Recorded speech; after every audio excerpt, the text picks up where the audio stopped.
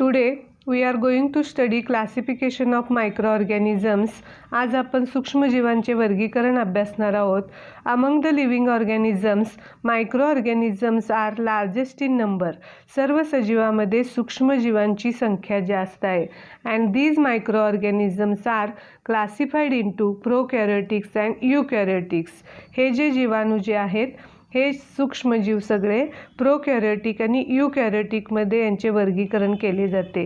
प्रोकॅरियोटिक means sale without nucleus. पेशीमध्ये केंद्रक नसणारे जे आहेत त्यांना प्रोकॅरियोटिक असं म्हटलं जातं. And eukaryotic means cell with nucleus. पेशीमध्ये केंद्रक असणारे जे आहेत त्यांना यूकॅरियोटिक्स असं म्हटलं जातं. आता प्रोकॅरियोटिक्समध्ये all bacteria are included in prokaryotics. सगळे जे जीवाणू जे आहेत हे जीवाणू या प्रोकॅरियोटिक्समध्ये येतात. Then eukaryotics. Eukaryotics are classified into protista, fungi and algae. Eukaryotic जे आहेत हे प्रोटिस्टा, फंगी, अल्गी यामध्ये यांचं वर्गीकरण केलं जातं. सूक्ष्मजीवांचा जो आकार आहे या जीवाणूंचा आकार जो आहे यावरून त्यांची साईज ठरवली जाते. With reference to size of microbes 1 meter equal to 10⁶ micrometer. 1 meter बरोबर 10⁶ micrometer and 1 meter equal to 10⁹ nanometer. 1 meter बरोबर 10⁹ नॅनोमीटर आणि मायक्रोमीटर आणि नॅनोमीटर या एककामध्ये सूक्ष्मजीव जे आहेत हे सूक्ष्मजीव यांचा आकार जो आहे हा आकार. Now we are going to study first microorganism that is bacteria. पहिला मायक्रोऑर्गॅनिझम बघू आपण बॅक्टेरिया. Characteristics of bacteria. बॅक्टेरियाची वैशिष्ट्ये कोणकोणती आहेत बघा. It is 1 micrometer to 10 micrometer in size. बॅक्टेरियाचा जो आकार आहे 1 मायक्रोमीटर ते 10 मायक्रोमीटर इतका असतो. They are unicellular. एक पेशी असतात. इंडिपेंडंट म्हणजे स्वतंत्र जीवी असतात. और पॅरासायटिक ऑर्गॅनिझम्स दुसऱ्याच्या शरीरामध्ये राहणारे असतात. Sometime many bacteria together form colonies. काही जीवाणू काय करतात एकत्र कॉलनीने राहत असतात. Then second is prokaryotic cell. Prokaryotic with cell wall but nucleus or cell organelles are absent. यांच्यामध्ये न्यूक्लियस नसतो आणि त्याचबरोबर सेल ऑर्गनेलिज म्हणजे पेशी अंगकेसुद्धा नसणारे असे सेल असतात. Reproduction by binary fusion. यांच्यामध्ये प्रजनन जे आहे हे बायनरी फ्युजन या पद्धतीने होत असतं. In favourable condition bacteria grow rapidly. जर अनुकूल परिस्थिती असेल तर जीवाणू काय होतात अतिशय वेगाने वाढतात. Double their number in 20 minute. अगदी 20 मिनिटामध्ये त्यांची संख्या काय होत जाते तर दुप्पट होत जाते. इथं आपल्याला ह्या काही बॅक्टेरिया जे आहेत ह्या बॅक्टेरिया दाखवलेल्या आहेत. सम बॅक्टेरिया म्हणजे काही जीवाणू इथं आपल्याला दाखवलेले आहेत. Then second microorganism that is protozoa. दुसरा सूक्ष्मजीव जो आहे हा प्रोटोझुआ गट आहे. Characteristics of protozoa. याची वैशिष्ट्ये कोणती आहेत बघा.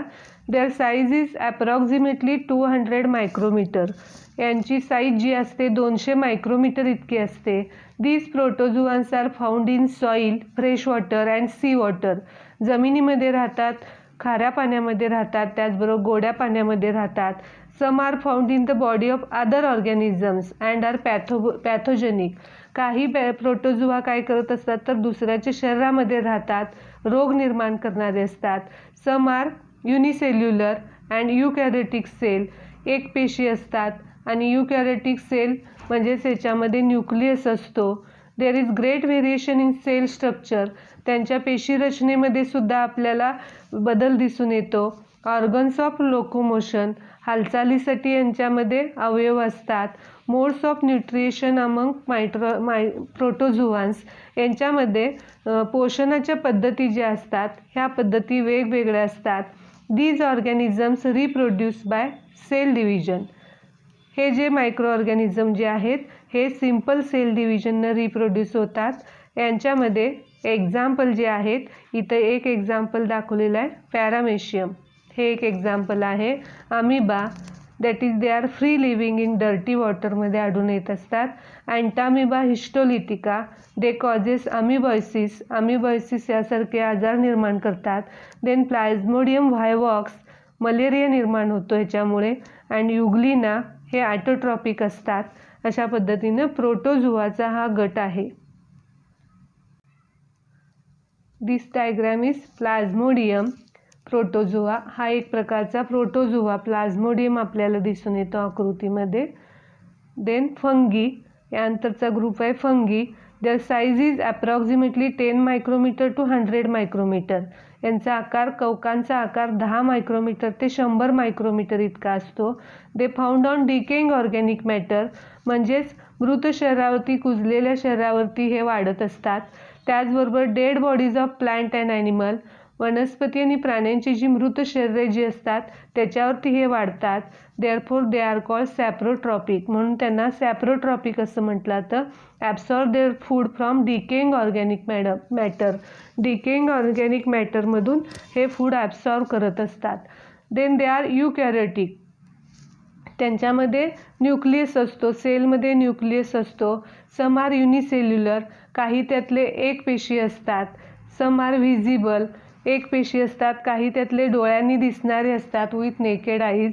दे reproduce by cell division or budding. Sexual आणि असेक्शुअल रिप्रोडक्शन होतं. सेल डिव्हिजन किंवा बडिंग प्रोसेसने यांच्यामध्ये रिप्रोडक्शन होतं. Example baker yeast candida and mushroom saccharomyces ही याची एक्झाम्पल्स आहेत. इथे एक तुम्हाला दाखवलेलं आहे. याच्यामध्ये एक प्रकारची ही फंगी पेशी आपल्याला दिसून येते याच्यामध्ये.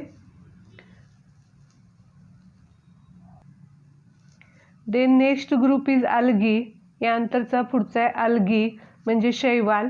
यांची साईज जी असते अप्रॉक्सिमेटली 10 मायक्रोमीटर टू 100 मायक्रोमीटर इतकीच साईज असते यांची पण.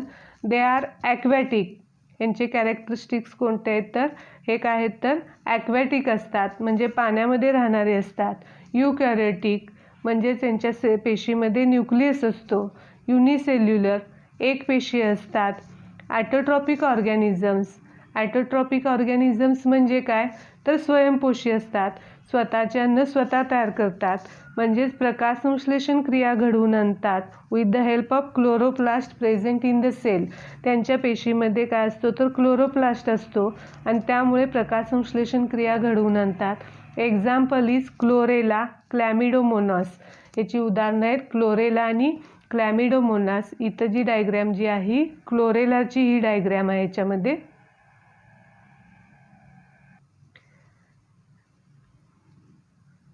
Then next group is viruses. यानंतरचा ग्रुप आहे विषाणू. याच्यामध्ये यांचा साईज जो आहे 10 नॅनोमीटर टू 100 नॅनोमीटर अतिशय सूक्ष्म असतात. 10 नॅनोमीटर ते 100 नॅनोमीटर इतका यांचा आकार असतो म्हणून यांना मायन्यूट असं म्हटलं जातं. अतिशय सूक्ष्म असतात. These are not considered as living organisms and they are said to be organism at the edge of living and non living. सजीव आणि निर्जीव यांच्या मधल्या अवस्थेमध्ये असतात. आपण जर मायक्रोस्कोप खाली हे पाहू शकतो. They are very minute extremely minute असतात हे viruses. That is they are 10 to 100 times smaller than bacteria. बॅक्टेरियापेक्षा 10 ते 100 पटींनी लहान असतात. Therefore we can see only electron microscope. Electron मायक्रोस्कोपच्या सहाय्यानं आपण पाहू शकतो. They are found in independent particle. स्वतंत्र कणामध्ये हे आपल्याला आढळून येत असतात. These viruses are long molecule of DNA and RNA. Deoxyribonucleic acid आणि रायबोन्यूक्लिक ॲसिड यांच्या पद्धतीचं प्रोटीन कोट असतं याच्यावरती. अशा प्रकारचे हे मॉलिक्युल्स असतात. Viruses survive only in living plant or animal cells. फक्त हे कुठं वाढतात तर सजीव घटक जे आहेत वनस्पती आणि प्राणी या सजीव पेशीमध्येच ते वाढतात आणि त्यांचे प्रोटीन्स तयार करतात with the help of host cell. म्हणजे ज्याच्यामध्ये हे अटॅक झालेले आहेत त्या सेलमध्ये हे वाढतात आणि तिथं अनेक रिप्लिका त्यांच्या तयार होतात. तिथं डबल होतात and they destroy the host cell. त्या होस्ट सेलला ते नष्ट करतात अँड बिकम फ्री होतात. And these free viruses again infect to new cells आणि नवीन पेशीला परत आघात करतात. Viruses cause many diseases to plant and animals. म्हणजेच या विषाणूमुळे वनस्पती आणि प्राण्यांच्यामध्ये अनेक रोग होतात. आत्ता आपण लॉकडाऊनमध्ये कशामुळे आहोत तर करोना व्हायरसमध्ये. या करोना व्हायरस हा व्हायरसचाच एक प्रकार आहे. हा ह्युमनमध्ये आढळून येत असतो करोना व्हायरस. त्याशिवाय polio virus, influenza virus, HIV virus म्हणजे एड्सचा व्हायरस हे ह्युमनमध्ये आढळून येणारे आहेत. आणि त्याचबरोबर प्लांटमध्ये सुद्धा टोमॅटो विल्ट नावाचा व्हायरस जो आहे हा व्हायरस अटॅक होत असतो. टोमॅटो मोझाईक व्हायरस म्हटला तर. आणि बॅक्टेरियाज जे आहेत त्यासुद्धा हे सुद्धा बॅक्टेरियोफेज जी आहे ही सुद्धा एक प्रकारची व्हायरसेसचीच कंडिशन असते. आणि अशा पद्धतीने व्हायरस जे असतात विषाणू शरीरामध्ये रोग निर्माण करणारे हे विषाणू असतात आणि त्यामुळे रोग निर्माण होत असतात.